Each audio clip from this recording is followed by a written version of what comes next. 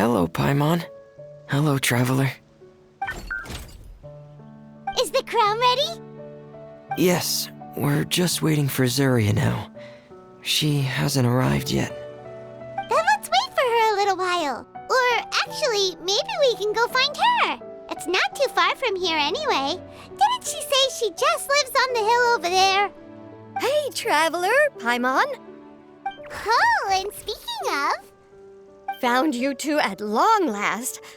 I'm so glad that you both are all right. Huh? Why are you here, Miss Delaroche?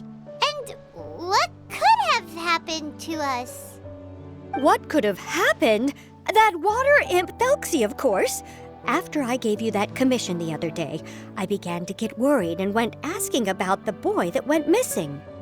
Oh, that? We've got it all figured out now. The boy you heard about was just Fremine. Even the missing fish was his fault. Don't worry, we'll help you get the fish back as soon as we're done with this job. Oh, sorry about that. I've been diving in the area recently. Huh? Fremine? Diving? No, that's not what happened at all. I've heard a completely different account. What I was told is that about a month ago, a child tied a bunch of heavy seashells onto his body and walked into this open stretch of water. He never came back. What could that be if not that water imp's work?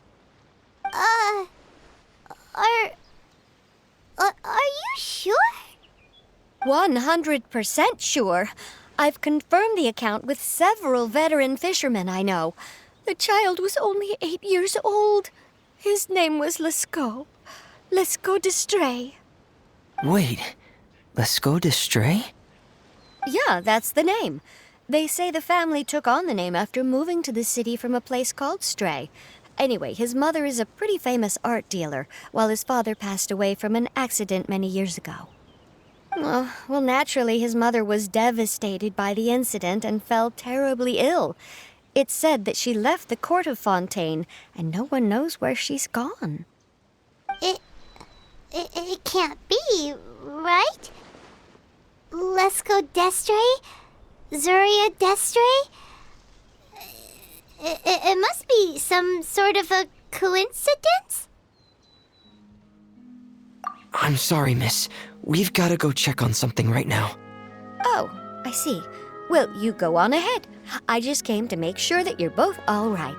I'll head back then. Please remember to take care.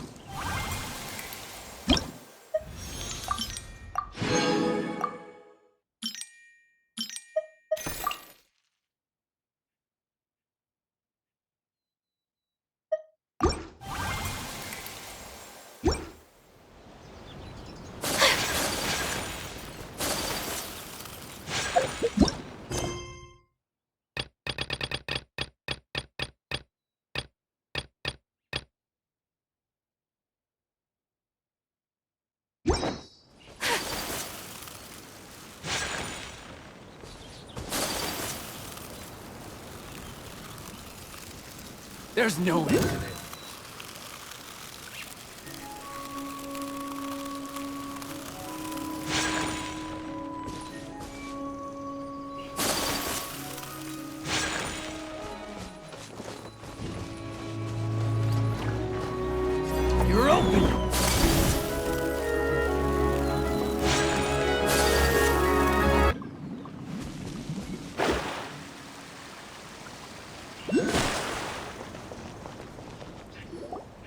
Excuse us. Is anyone here? Is this Madame Destray's place? Who are you? I have a patient here who needs quiet bed rest. Please leave us be unless you have anything urgent to report. This is the residence of Zuria Destry, and I'm Jala Khan, her family doctor. What did you mean by your question just now? Who else could be my patient?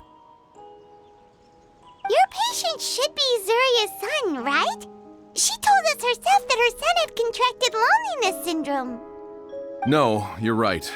Young Master Lascaux did have that illness once upon a time, but well, the young master's no longer with us.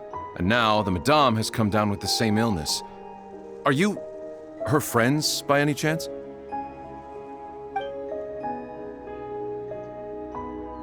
Oh, so when she had requested time to go out over the past few days, it was so she could spend them with you. So, if I'm understanding this right, the one who's suffering from uncontrollable delusions is the Madame herself? She believes her son is still alive? That is correct. When the young master disappeared, she was organizing an art exhibit that she had specifically prepared for him. But since she had to leave the house, she was unable to see her son one last time. That might have been the trigger for her regret. Or perhaps the family's fall into loneliness and grief was inevitable as soon as the old master passed away. First the son, and then the mother. But how could that be? She really looked like she had a handle on everything. Her smile was so lovely, and she even told us to stay optimistic. But you're saying she... Those actions are proof that she can no longer differentiate between fantasy and reality. Then, all the other things that she told us about her son, were those fake too? No, those were all real. Although, they were all things that happened before the young master left us for good. Madame's time has just never moved forward since his passing. I see. So after her son left, she created a fantasy world where her son was still with her. She was looking for a way to cure his illness when she ran into us. She has been in a good mood the past few days, even humming a song when she returned from her stroll. She even began discussing with me the idea of using deliberate guidance to ease the illness. It was all going well, until last night. She spent a whole night staring at the shell the young master left behind, and the words that he had inscribed onto it. Then she broke down once more. I prescribed some sedatives, and she's currently resting. But then what should we do? How can we help her? There has to be something we can do! Don't panic, Paimon. Even though this is a devastating piece of news, we must all calm down first. What should we do? I need to think. I need to remember the old house of the hearth and the children who lived in it. Those patients and what their doctors said back then. What if... Dr. Jalacan, have you seen a picture book? The Madame should have brought it back with her. Are you thinking about trying the guidance therapy she talked to me about before? It's worth a shot. I'll go get the book. Yes, this is it. That's right. If what Dr. Jalacan said was true, the past few days have been very helpful to Zuria, so we should complete this journey. We need to show her that her child has found a happy ending in the world of her dreams. But wouldn't that just make it harder for her to accept reality? One must first face reality before accepting it. The Madame has been crushed by her feelings of grief and can no longer bring herself to face reality. Our first priority would be to get her out of this state. Right. Before today, I had thought she wanted to use Thelxie's fantastic adventures to save her son.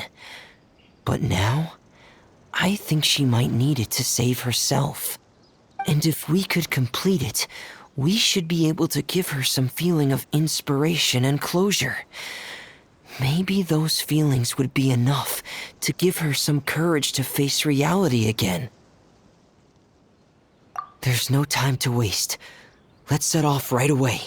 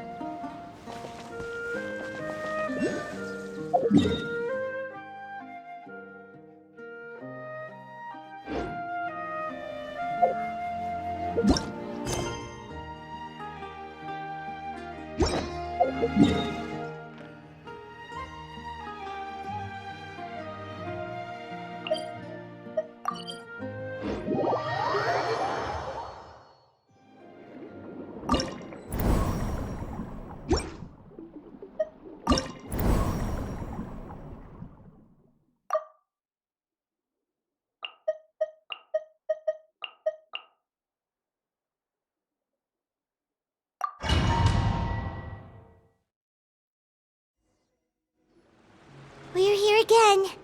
This is the final part of Thelxie's journey, but the most important person is missing. Everyone, please don't be so down and gloomy. Remember what she told us? If we were to feel troubled, the patient would become anxious as well. You're right. Paimon needs to smile. If we have to give something to Zuria, it should be our smiles. We have to keep smiling as we finish this adventure. And then she'll be able to recover, right, everyone? Yeah, I'm sure she will.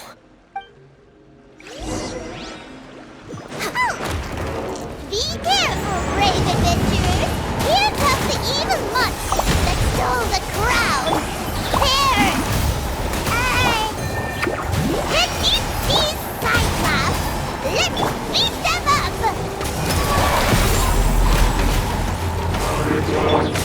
All hail! Boing, boing, boom! Watch out, everyone! They're coming at us again! There's no need to fear! Thelxie looks stronger than ever today! He must be going all out! Blazing delight! Woo! Blaze over! Midnight Phantasmagoria! Day Reckoning! Oh, this is the final enemy, right? We'll reclaim the crown for you now, Your Highness! Decided by destiny! Odd reveal button! Glory all out! Boing, boing, boom! Woo, wahoo! Woo! Hi-ya! La la la! Midnight Phantasmagoria. No rest for the wicked. Jumpy, jumpy, go!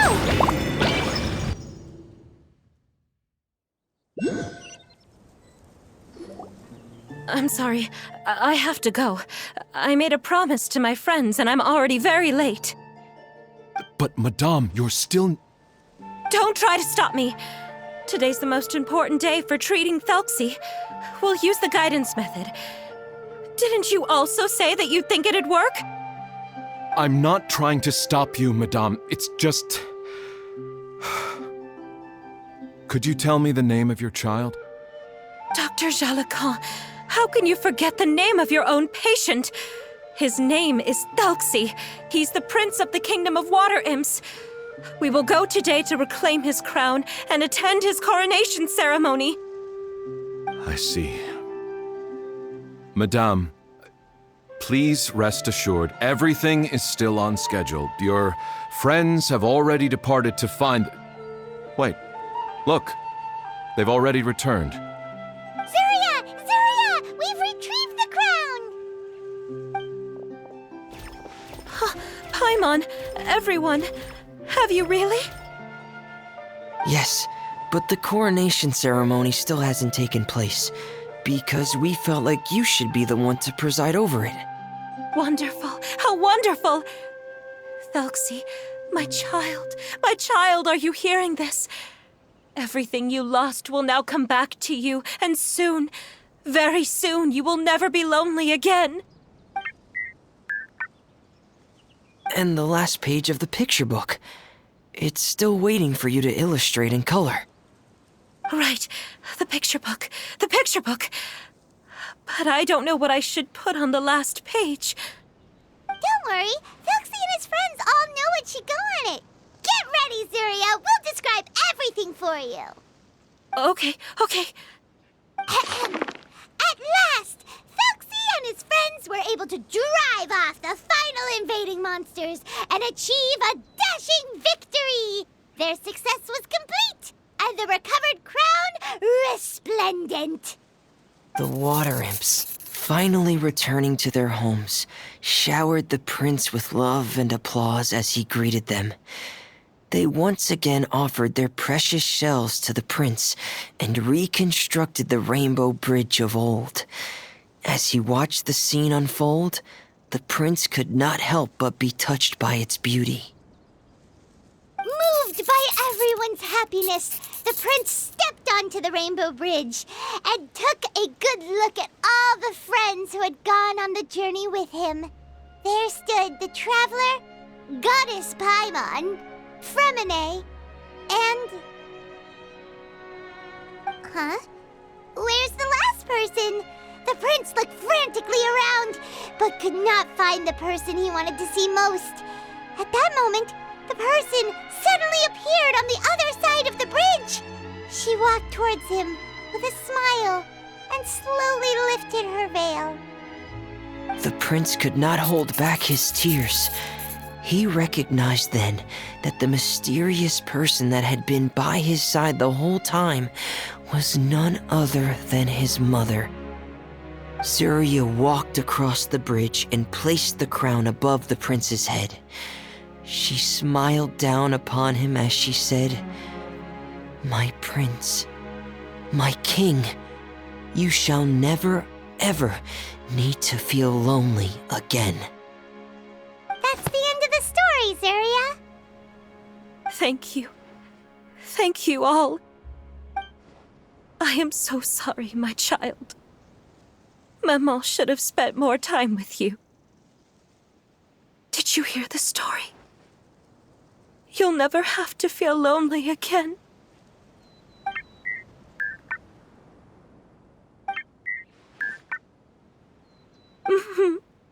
Maman loves you too. What's happening? Is Zuria talking to Thelxie? Quick, put on my diving helmet. There's a transcription module in it that's compatible with Thelxie's output signals. You should be able to use it to understand what Thelxie's saying.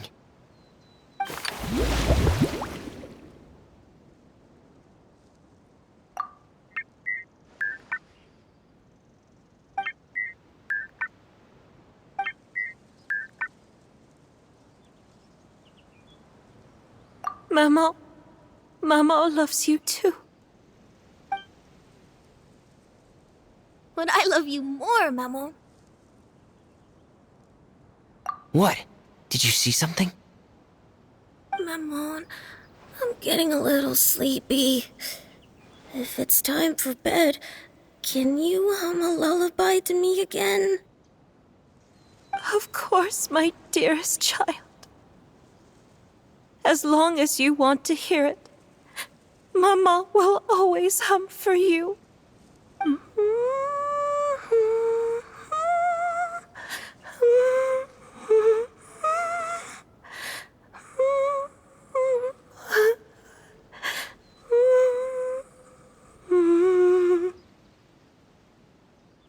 Thank you, Mammon. Your lullaby has always been my favorite. Now that I've heard it, I can return to my dream and to the kingdom of water imps in peace. My poor darling. Please don't forget. I will always love you. My love is greater than the entire distance between here and the kingdom of water imps. I won't forget, Mammon. And so is my love for you. Greater than the entire distance between here and the kingdom of water imps. Good night, Mammon.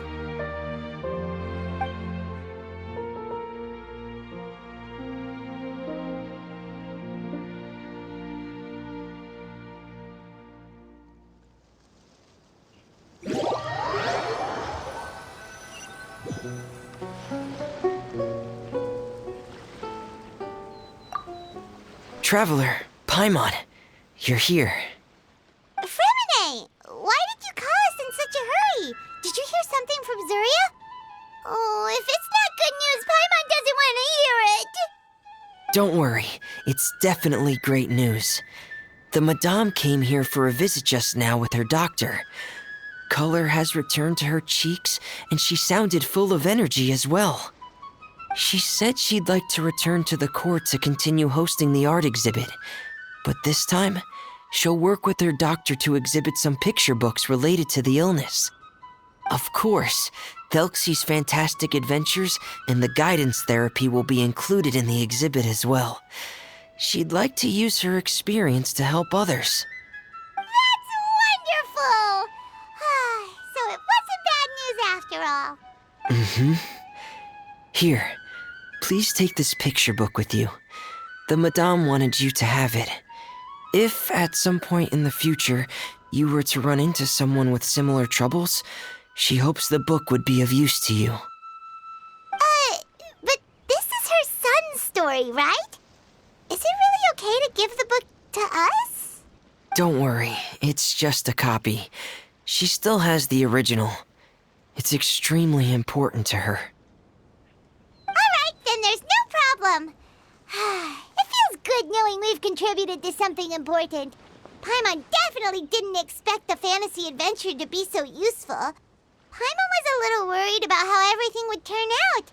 After all, fantasy is just fantasy. Paimon, do you know what the Madame said? She said that at the moment when she placed the crown on Thelxie's head, she felt like she really saw something beautiful. Her child had returned, and he told her that he loved her. She also said that was when she was finally able to bid farewell to her son. She felt like at that moment, she was healed by some mystical power, and she was filled with courage from head to toe. Oh, really? But could that just be another part of her fantasy? Perhaps.